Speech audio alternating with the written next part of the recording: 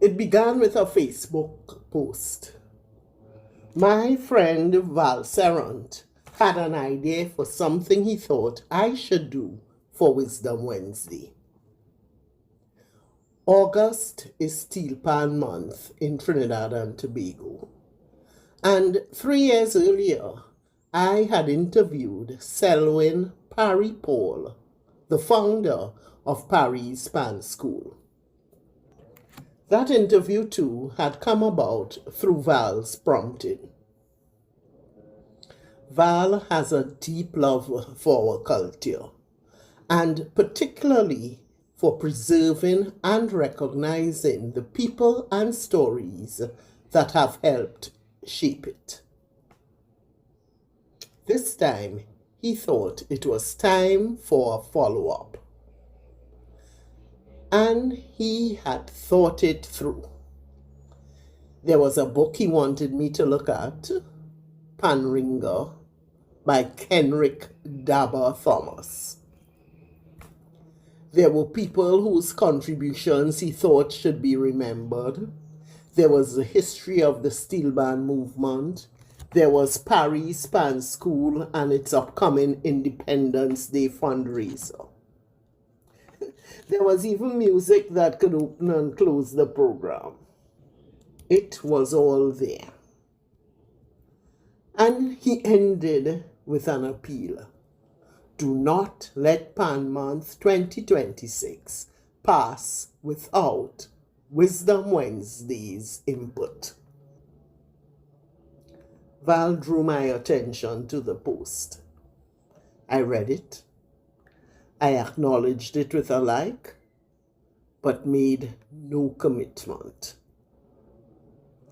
Then the phone calls. We spoke for a while, then we spoke again.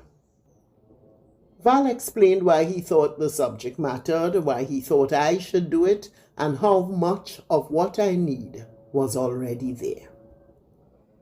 All I had to do, it seemed, was do it. And somewhere between his enthusiasm, his persistence, and my desire to support a friend, I began to think that perhaps I should. Not because I had been looking for something to do, mind you. Quite the opposite. I had already decided what I needed to do. I had been away from my regular work for a while, and I was preparing to return with some care. I had projects waiting. I had priorities.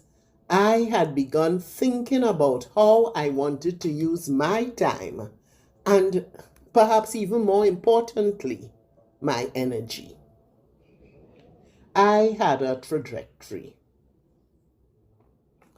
But here was something worthwhile, something culturally important, something that could help a friend. And because I could do it, I found myself moving quietly toward the idea that perhaps I should. That interested me, because no one had forced me to do anything. I had made no promise. My friend was entitled to ask. Val was entitled to be enthusiastic.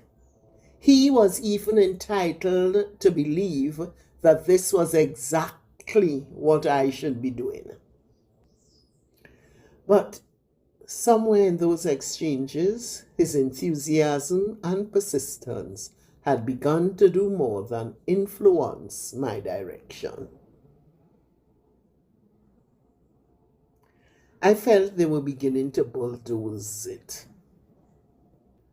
And that struck me, because I had explained to Val that I already have more of my own work waiting to be done than I could probably complete, even if I lived to be 1,000,000 years old. I was not searching for another project.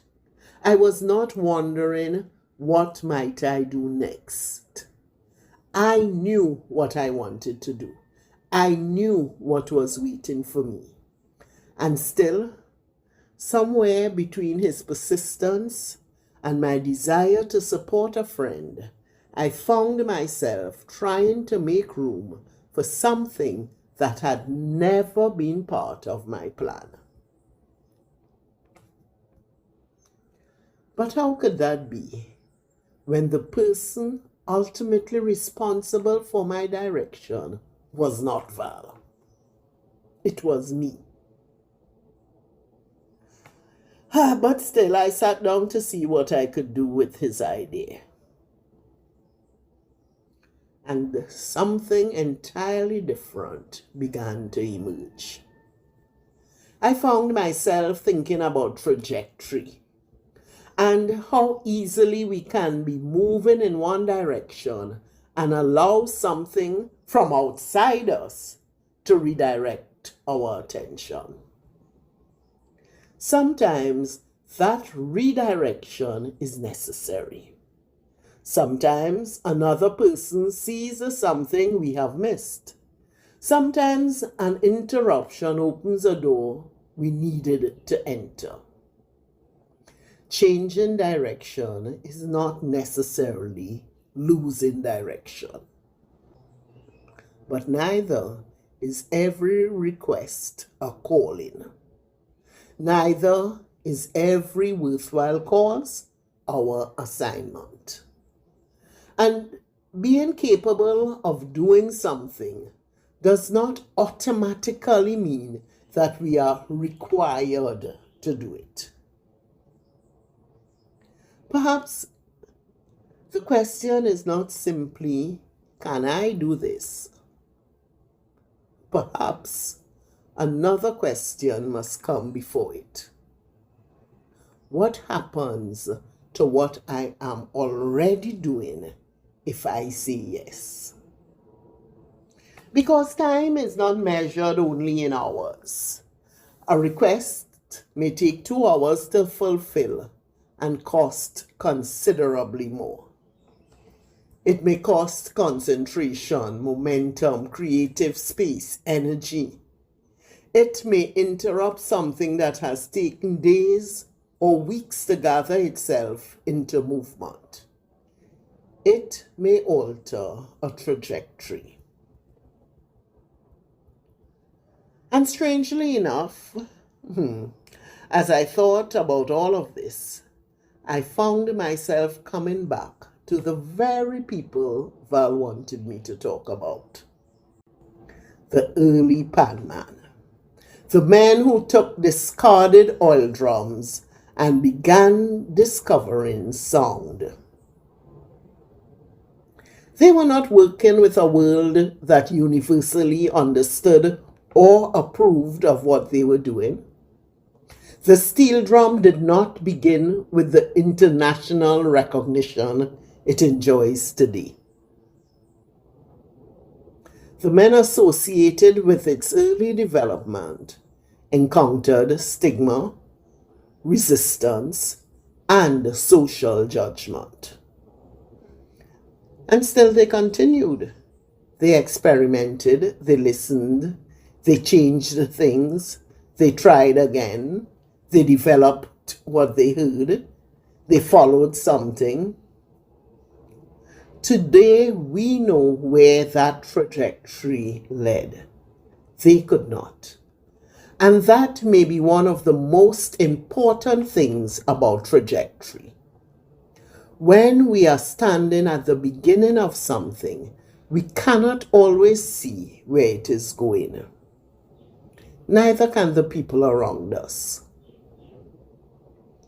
What if those early padmen had allowed the prevailing opinion of their time to determine what was worthy of their attention? What if they had required widespread approval before continuing? What if someone else's idea of what they ought to be doing had mattered more than what they were discovering? There may have been no steel pan for us to celebrate in August. there would have been no instrument recognized throughout the world as belonging to Trinidad and Tobago. No orchestras, no panorama, no generations of young people learning to play. No Paris band school or no Paris for me to have interviewed 3 years ago. What the world eventually came to celebrate may exist only because its creators refused to be discouraged from their path. And that raises another question. How much of what has never come into being was abandoned because somebody was persuaded away from it too soon? We will never know. But trajectory is not the same thing as stubbornness. Following your direction does not mean refusing advice. It does not mean that every idea we have is worthy simply because it is ours. There are times when wisdom requires us to stop, to listen, to reconsider, to turn around. The question, perhaps, is what is determining the turn? Did something genuinely cause me to see differently? Or did I change direction because I felt guilty? Because somebody persisted? Because I did not want to disappoint them? Because their enthusiasm made my lack of enthusiasm seem somehow inadequate? Because saying yes was easier than holding my course. There are things that matter deeply to me that may never matter deeply to you. And there are things that ignite something within you that may leave me completely unmoved. That does not diminish either of us. Perhaps part of respecting one another is learning that I do not need you to adopt my interests in order for them to have value. And I do not have to adopt yours in order to respect you. Friendship does not require identical trajectories. Neither does family, neither does community. We can support one another without assuming ownership of one another's direction.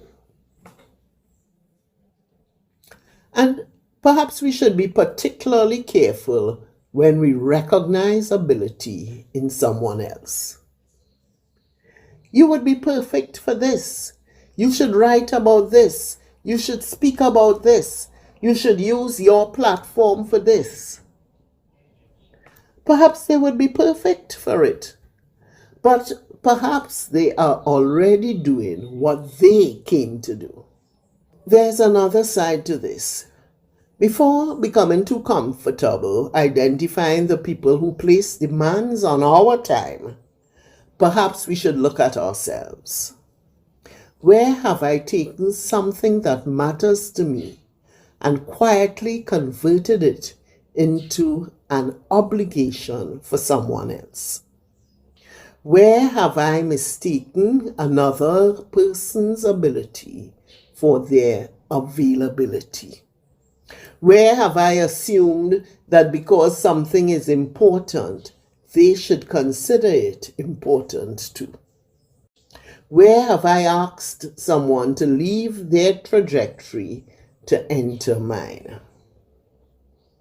That is worth examining, because other people will have agendas for our lives. Some loving, some useful, some self-serving, some inspired, some completely inappropriate. We will probably have agendas for theirs too. The issue is not whether those agendas exist. The The issue is whether we are conscious of what we agree to. Perhaps resilience is not only the ability to withstand hardship. Perhaps sometimes resilience is the ability to remain in relationship with our own direction long enough to discover where it leads. Those early pan men did. And because they did, something that once existed under threat and on the margins traveled far beyond them. Which brings me back to my friend Val. He wanted me to make a contribution to Steelpan Month. He wanted me to revisit an interview I had done 3 years ago. He wanted me to look at the history. And initially I thought perhaps I should. Instead, his request caused me to look somewhere else. At him, at myself, at obligation, at friendship, at interest, at resilience, at trajectory, and eventually right back at the panmen. So, Val, you did get your wish. This is my contribution to Steelpan Month. A reflection on trajectory, on resilience, on persistence and the different forms it can take, on having the courage to remain with what calls us, even when others do not understand its value, on knowing what is ours to pursue, and on respecting that what calls one of us does not necessarily call the other. It may not be the contribution you had in mind, but perhaps it reminds us of something worth remembering. The kind of dedication that carried the steel pan from those early discarded oil drums to what it has become today cannot simply be wished into another person. Neither can the devotion that kept people like you and Parry committed to preserving and passing on its story. That kind of sustained commitment is no ordinary thing. We can invite others to become interested. We can teach. We can encourage. We can open doors. But eventually, something has to call them.